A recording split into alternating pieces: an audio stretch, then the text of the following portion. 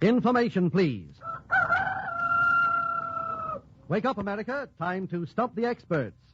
This is the program in which you, the public, turn the tables on the authorities. Send us questions with the right answers. 4 wise men guarantee to answer them correctly or pay you $5 for every question that finds them not wise enough. Each question accepted wins you $2. You can win, therefore, as much as $7 per question if you're lucky and Information, please, is not. Our master of ceremonies is Clifton Fadiman, literary critic of the New Yorker magazine. Mr. Fadiman. Thank you, Mr. Cross. Good evening, everybody. May I introduce our 3 wise men and 1 wise woman, who may be wiser but also sadder before the evening is over. Our 2 old faithfuls are with us again, Mr. Franklin P. Adams, columnist of the New York Post, and John Kieran, sports expert, paleontologist, hi, pal, and walking encyclopedia. Information, please, is glad to welcome back Mr. Oscar Levant, musical expert, composer, pianist, and he takes special pleasure in announcing as its 4th guest the star of stage and screen, whose charm is exactly equal to her ability, both of them being almost unmeasurable, Miss Lillian Gish. You were supposed to listen to that, Miss Gish. And now, Miss Gish and gentlemen, the rules. They're very simple. I'll put the questions to the entire board. If you know the answer, raise your hand. A question composed of no more than 2 parts may be answered by 1 man or woman. If it has more parts than that, the board may cooperate. But if any part is answered wrong, we lose $5. When you hear that cash register ring, that means the questioner is getting his $5. Finally, ladies and gentlemen, remember that Information, please, is an unrehearsed show driven without reins or bridle. Get up. The first question comes from Mr. William Halsey of Boston, Massachusetts. And I'll ask you, Miss Gish and gentlemen, to cast yourself back into your home, if you have homes, and try to imagine how you feel in your home with all your relatives around you. I'll ask you to try to give me 5 typical commonplace remarks or cliches used by the family and its members in the home. For example, the one I remember best is the one I used to say always when I was a small boy. Did I ask to be born? People always say that. Or another one might be, times have changed, Mom. Let's have $5. Mr. Levant. Hey, are you going to stay in that bathroom all day? Very good. Any family that has a bathroom has heard that said. Mr. Adams. He got a bigger piece of ice cream than I did. Perfectly true. 2, Mr. Levant. Stop picking on me. Had a terrible home life, Mr. Levant. That's correct, though. 3, Mr. Kieran. It's good, but it's not like what Mother used to make. Very good. That's 4. Miss Gish, have you had no home life? Where were you last night? Yes, that's perfectly all right. 5. Home folks, all of the 4. The second question is from Dr. Frank Black of Radio City, the orchestra conductor known to anybody who ever listens in on the air. He sends us the following question. We are going to play a melody that includes 4 well-known themes of classical and popular music. And we want you to identify 3 out of these 4 themes. Is the pianist ready? Shoot.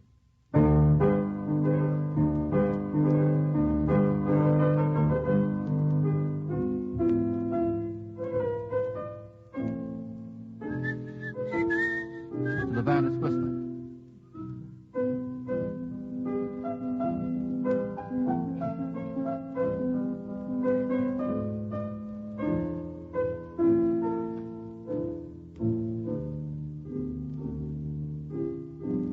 No doubt that he can play. Can any of you gentlemen answer? Mr. Levant. Should I, you want him to do it again? No, can you name the 4 right off the reel? No, I can name the, I'd like the sequence. The first one was, will he do it again? Yes, go right ahead. Do it again. That's Bruch. Bruch Violin Concerto in G minor. That's correct. Bruch's Violin Concerto in G minor. Now the second one. That's my favorite piano concerto. Schumann. Like that? Schumann piano concerto. In what? In what minor? A minor. In A minor, yes. That's correct, Mr. Levant. Go right ahead. Oh, Mr. Adams! Keep quiet, Mr. Levant. Let Mr. Adams have the floor. That's the Mendelssohn Concerto, and I don't know what. E minor. It's an E minor. Between you. Pretty good. E Thanks, minor. Mr. Levant. Thanks, Mr. Adams. Now we have to get one more.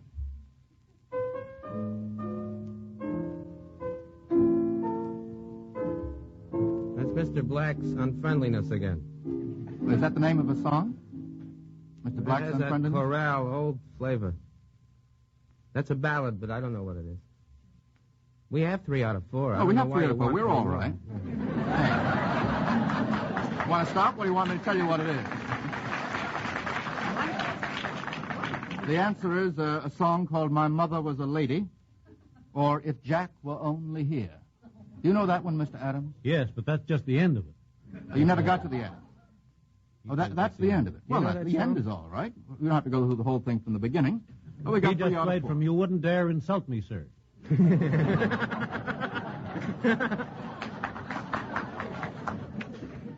Third question from Mr. James Englander of New York City. The following are the last names of well-known characters of fiction. The last names. You have to give their first names. We're getting rather intimate this evening. Give their first names by which they are well known. You have to get 4 out of the 5. The first last name is Capulet. Capulet. Juliet. Very good, Miss Gish. Thank you. All right, Miss Gish, see if we can do this one. Randall. R-A-N-D-A-L-L. Randall. Probably one of the best-known characters in American fiction. Unquestionably one of the best-known characters in American fiction. Randall's Island. Won't accept it. That's the first name, Randall. Yeah. Well, maybe Randall's, Island might do. Don't know it, eh? The answer is Rebecca, in Rebecca of Sunnybrook Farm. You've all read Rebecca of Sunnybrook Farm. That's one wrong. Have to get the next 3 correct. The next is Sinclair, I believe it's pronounced, but spelt S-T-C-L-A-I-R. The man who invented that name could spell better than he could pronounce. Mr. Adams? Uncle Tom's Cabin. Yes, but that isn't the first name. Eva. Yes, Little Eva, Little Eva. Don't forget the little. That's correct, Mr. Adams. Her first name was Eva. It wasn't her middle name. You want to stick to Eva? Her middle name was not Eva, and her first name was not Lil. Gee, you're a precisionist. Mr. I'm a Adams. precisionist. All right. Franklin Precisionist Adams. 4, Schofield, S-C-H-O-F-I-E-L-D. Mr. Adams. Penrod Schofield. Very good. And 5, White. White. Snow. That's right. Thank you, Miss Gish. Just got under the wire on that one, Miss Gish. 4 out of 5. That's very good. The next question from Miss Mary Haynes of Chicago, Illinois. The following represent types in talking pictures. And I'm going to ask you to give the parallel of each of them in the silent picture days. For example, today, I suppose public heart interest number 1 might be Clark Gable. Who would be his parallel in the silent picture days? Mr. Levant? Valentino. Yes? First name being? Rudolph. Very good. Getting better on first names this evening. Second, Every Man's Waterloo, which might be Mae West in our time. Miss Gish? Theda Bara. That's right. Thank you, Miss Gish. A nice sort of villain, such as Basil Rathbone today. Mr. Levant? Lou Cody. Lou Cody. Would that be right? That be right, do you think, Miss I Gish? should Lou think Cody, so. all right. Sid Chaplin would be wrong, wouldn't it? Wrong. Wrong. All right. I just want to get a couple of wrong ones. Thank you, Mr. Levant. 4, our dear old mother, May Robeson. Mary Gish? Carr. I beg pardon? Mary Carr. Mary Carr is quite correct. And 5, horror man, such as Boris Karloff. Conrad Veidt. Conrad Veidt in the silent days. Yes, another one who used to act very, very horrible. Lon Chaney. That's right, Lon Miss Gish. Chaney. Thanks so much. Lon Chaney is correct. 5. This one from Laura Lee Chase of Anoka, Minnesota. You're asked to give the source of each of the following quotations or expressions. And each of these quotations consists of 3 words. And the 3 words are the same 3 words. Is that perfectly unclear? Yes, I think so. First, knock, knock, knock. Knock, knock, knock. It is not a game. That's 2 knocks. Mr. Kieran. Mr. Adams' favorite author, Shakespeare. That's correct. And would you localize it for us? Localize it. Well, now, I think it's in Macbeth. That's right. You don't have to go any further than that. It's the porter. Yes, that's right. You don't have to go any further than that. It's the porter. Yes, that's right. You don't have to go any further than that. It's the porter. Yes, that's right. You don't have to go any further than that. It's the porter. Yes, that's right. You don't have to go any further than that. It's the porter. Yes, that's right. You don't have to go any further than that. It's the porter. Yes, that's right. You don't have to go any further than that. It's the porter. Yes, that's right. You don't have to go any further than that. It's the porter. Yes, that's right. You don't have to go any further than that. It's the porter. Yes, that's right. You don't have to go any further than that. It's the porter. Yes, that's right. You don't have to go any further than that. It's the porter. Yes, that's right. You don't have to go any further In the door. That's correct. You're What welcome. a scene from Macbeth. Thank you very much. That's not so easy. 2, stitch, stitch, stitch. Oh, they all know that. Mr. Adams. Song of the Shirt by Thomas Hood. Very good. In Poverty, Hunger, and Dirt. You want to go on with that? No? 3, break, break, break. Mr. Kieran. On thy cold gray stones, O sea. Tennyson. Tennyson is correct. Sounds like a pool game. 4, smile, smile, smile. Smile, smile, smile, Mr. Kieran. Oh, well, that might be pack all your troubles in your old kit bag. Yes, it is. It is. Don't be so skeptical. 5, a hope, a hope, a hope. A hope, a hope, a hope. Somebody on the radio. I beg pardon, Miss Gish. Somebody on the radio. Well, let him in. Let him in. Who is it? Who is it on the radio? You're quite right, Miss Gish. Let's have it. Miss Gish is apparently the only one of our 4 experts who listens to the radio. I can't afford a radio. I'll see that you get one in the morning, Mr. Levant. Somebody on the radio. Miss Gish, how about it? I hope. I can't think. A hope, a hope, a hope. Yeah. Get Well, it ought to excited be now. Bob Hope. No. Is it Edwin? No. No. No guessing. No guessing. Is it me? No, Mr. Levant, it is not you. The answer is Al Pierce. Who is it? Apparently everybody in the studio audience knew Al Pierce, and Miss Gish knew about half of it. But I'm afraid that's going to cost us $5. We're supposed to get 5 out of 5. 6. This is from M. Kurtz of Washington, D.C. Name the athletic games in which the following number of participants constitute a team. The athletic games in which the following number of participants constitute a team. 2, 4, 6, 8, and 10. 2. Mr. Adams. Tennis. 18. Yes, in doubles, quite correct. Hadn't thought of that. Doubles in tennis or what other game? Badminton. Badminton, yes. What else? Squash rackets. All right, Mr. Levant. Or Handball. Mr. Kieran. Handball or poker with a kibitzer, possibly. 4. In which 4 participants constitute a team. Tennis. Oh, I think not, Oh. Miss Gish. You have a very funny-looking tennis court with 4 on each side, I think. Oh, I'm sorry. A team, you see. Damn A it. team. Yes, I'm sorry. Oh, 4. We'll pick you up later on, Miss Gish. That's all right. Mr. Kieran. Quadruple sculls and rowing. Gee, that's advanced. Oh, that's postgraduate stuff. How about polo, Mr. Kieran? Would that be right? That would be fairly accurate. It's 8, really. 4 horses also.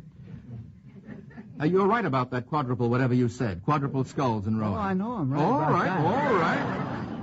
6. Mr. Levant. Girls basketball.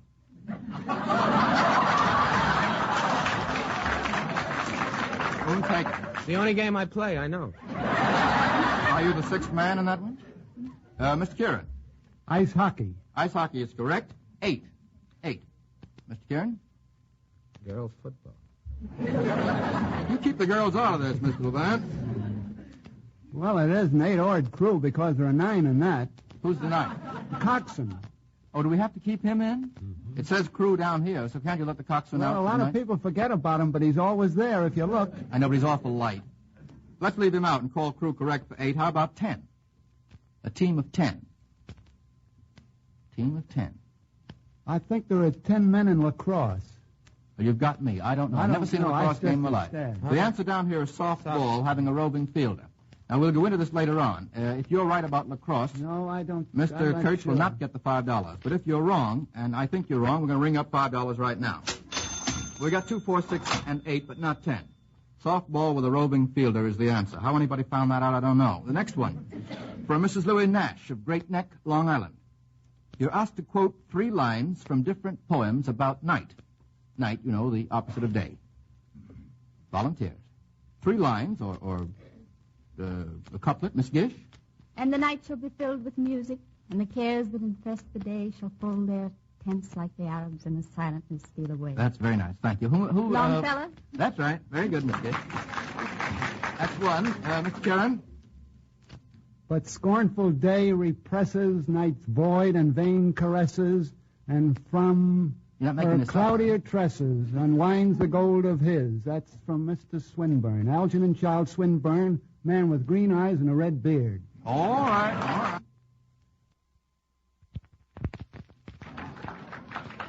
What does he weigh? Mr. Levant, got another one? I know one line, so you better not ask me. Well, 1 line will do. But it's not enough. It was on such a night as this. Troilus and Cressida. All right, that'll do. It's really not about night, but I'll accept it. Let's have 1 or 2 more. The first line of... go ahead, Mr. Adams. I heard the sable garments of the night. Where's it from? Longfellow. All right. You only know Longfellow tonight. How about the first line of Keats's La Belle Dame sans Merci? How about it? Well, what is it? Anybody know that? Anybody know that? Oh, Oh, what can ail thee, night at arms? All right, Mr. Adams. Thanks very much. What can ail thee, night at arms? Another kind of night. Pretty good on nights. Next question from Mr. Lawrence Holtz of Amityville, Long Island. It's a kind of complicated one. I want you to give me about 15 or 20 minutes to explain it. Mr. Levant, we're going to give you a vacation, if you don't mind. You don't have to answer this. Just go to the piano. Can I smoke? No, you can't smoke. Take your hands out of your pockets. Now, I'm going to ask Mr. Levant to play the appropriate background music for the following scenes and actions, and I'll read them in a moment. And when he's completed that musical background, the other members of the board, there are 3 of them left, will be required to supply impromptu dialogue for the story. I know you don't understand a word of this, Mr. Adams, Miss Gish, and Mr. Levant. I'm going to assign you your parts right now. You'll see this will all come out all right in the wash, if we can get some wash. Mr. Adams, will you be the villain? I can't. I don't see how I can do it. Mr. Adams, you have to be the villain. Just twirl that mustache a second or two. Mr. Kieran, will you be the hero? With pleasure. And Miss Gish, will you be the lovely heroine? If I can play it in pantomime. Oh, no, you have to talk. Oh, Yes, you'll have to talk. You can do a little pantomime, too. Now, I shall be the prompter, the electrician, and the box office. Now we're going to have the music by Mr. Levant. First, a farm scene, Mr. Levant. Can you play us a farm scene? What time of the day? I don't know. Make it evening. Make it evening. I'd like morning better. All right, make it morning. Make it morning. Oh, that's wonderful. Oh, that's wonderful. That's cute. 2, a daughter at the deathbed of her dying mother. Now, you see, I'm setting the scene. It's a farm scene. The daughter is the deathbed of her dying mother. I guess that's right. That's right. That's enough. Don't let her die. She'll be dead in a minute, Mr. Adams. Now, 3, the villain. A smile of glee on Mr. Adams' face. That's right. He enters. That's right. And the girl is given her choice of marriage or foreclosure. You can't do that on the piano. Can't even give us foreclosure on the piano? All right, we've got the villain. Now there's a struggle, Mr. Levant. Can you give us a little struggle?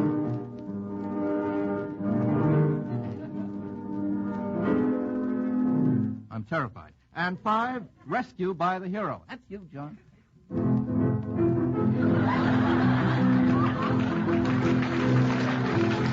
And finally, to end this stirring story, Love's Triumph. I dare you to do that one.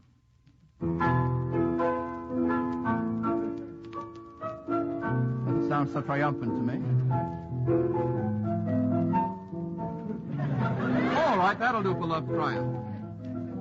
All right, now we'll go over it again from the beginning, and we shall have to ask you to supply the dialogue. There's a farm scene first, and the daughter is the deathbed of her dying mother. Miss Gish, do you think you can give us a line of dialogue to go Well, with I'll it? just be crying. You're just crying now? I just- All right, Miss Gish is crying. Everybody hear her crying? And now, let's have the villain come in. Mr. Adams. That's a lie. And, Mr. Adams, will you give Miss Gish her choice of marriage or foreclosure? Just give it to her. Give her her choice. Your choice, gal. Where's the parson? Where's the parson, says Miss Gish.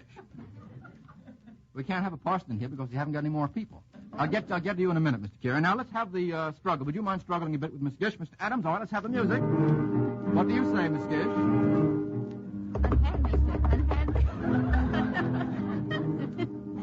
Miss Gish, you must have you around the throat. I can't hear a word. Yes, I'm being choked. You've been choked, all right. And finally, Mr. Kieran, will you come to the rescue? Let's have it, Mr. Levant. All right. Let that girl alone, you scoundrel. What do you got to say to that, Mr. Adams? If you were half a man, you'd resent that. Now, if you'll just rescue Miss Gish. Mr. Kieran has just rescued Miss Gish, and we will have love's triumph.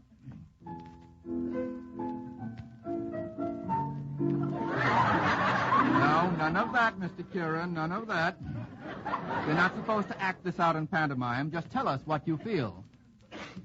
Darling, will you be mine? Miss Gish. Very nice. Thank you very much indeed. Thank you, Mr. Levant.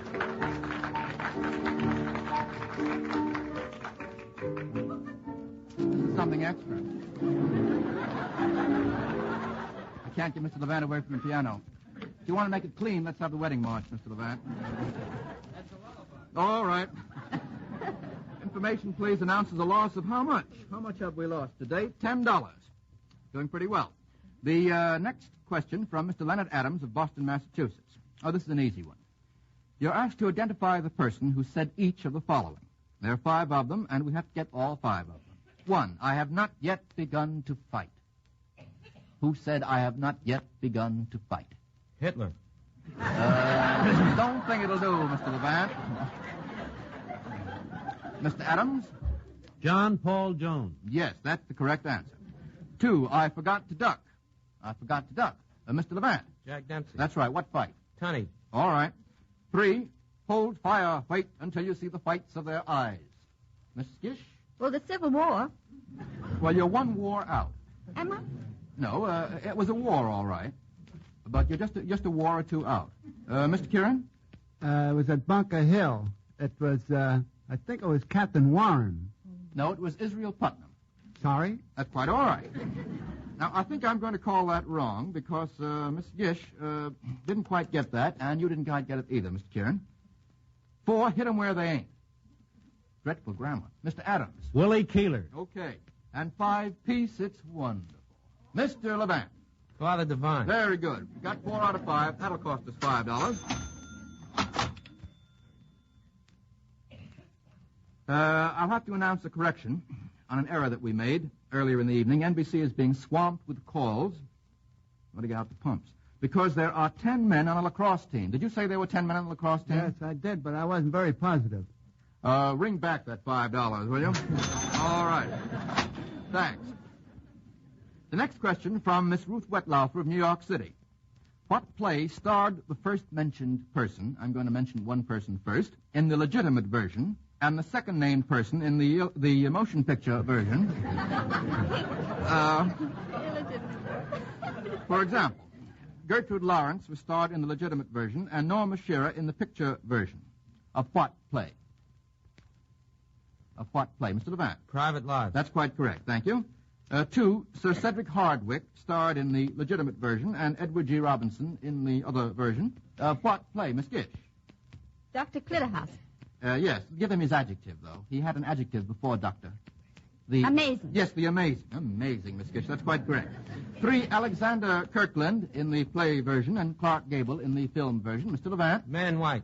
Man in White's correct. 4, Margaret Sullivan in the play version, Katharine Hepburn in the Miss Gish. Stage door. Stage door, Miss Gish, quite correct. 5, Pauline Lord in the play version, and Greta Garbo in the other version. Miss Gish again. Anna Christie. Oh, you know this stuff, Miss Gish. We should never have asked you. Very good. The next question from Miss Lily Frankel of New York. Give the name of the picture in which each of the following songs was featured and sung. First, Thanks for the Memory. Mr. Levant. Big broadcast of 1938. He goes to the movies. That's quite correct. 2, Without My Walking Stick. You want to play that for us? Mr. Levant?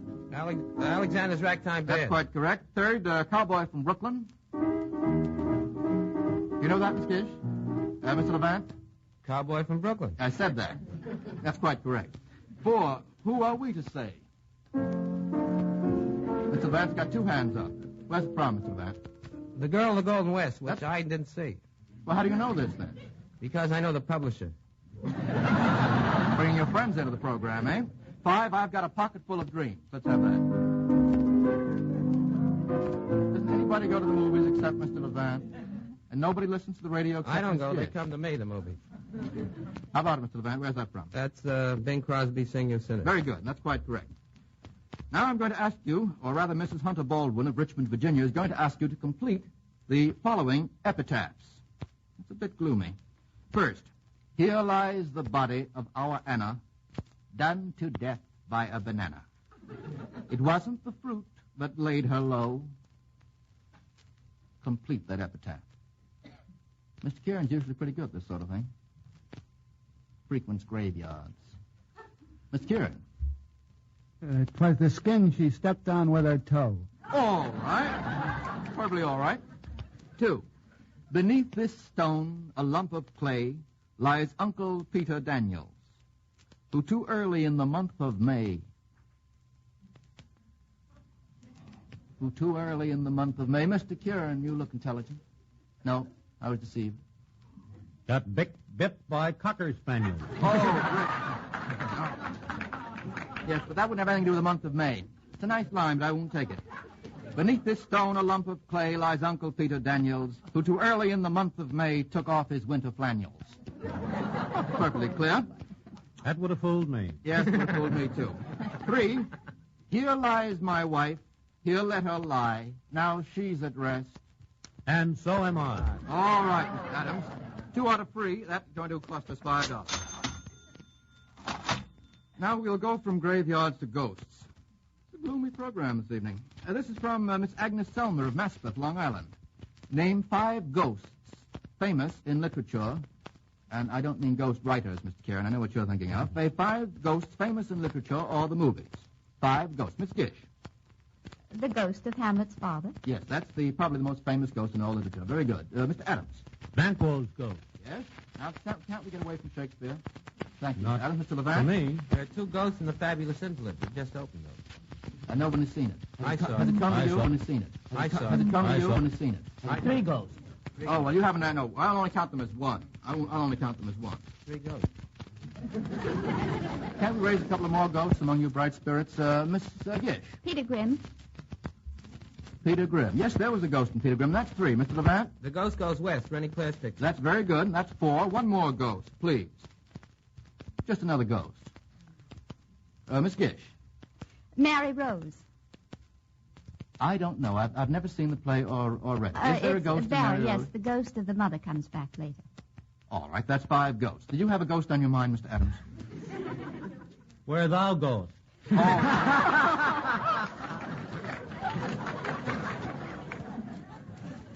I don't know how much more time we have. Let's see. We have time perhaps for 1 or 2 more. This from Martha Lay of Jersey City, New Jersey. You're asked to answer the following questions about artists. What paintings of peasantry inspired Edwin Markham to write The Man with the Hoe? Mr. Kieran. It's one of Millet's paintings. One of Millet's paintings. The Angelus, I should say. I know it was called The Man with the Hoe. That's what gave him the idea for the phrase. Sorry. I'm afraid that's all we'll have time for. We've lost $10 altogether. And next Tuesday evening, 3 of the experts are going to consist of Mr. Adams, Mr. Kieran, and Mr. Mark Duffield of the New York Herald Tribune. Our guest of honor next week will be an American hero, distinguished both as an expert on sports and on Shakespeare. Ladies and gentlemen, we give you next week Mr. Gene Tunney. And now, Mr. Cross, will you take the mic and remind our audience of the rules once more? Information, please, thanks you and asks you to come again. I saw Has it. it come to I you saw when it. it's seen it? I saw Has it. it come to I you saw when it. it's seen it? I saw Has it come to I you saw when it. it's seen it? Come to I you saw when it. it's Can't we raise a couple of more ghosts among you bright spirits? Miss Gish. Peter Grimm. Peter Grimm. Yes, there was a ghost in Peter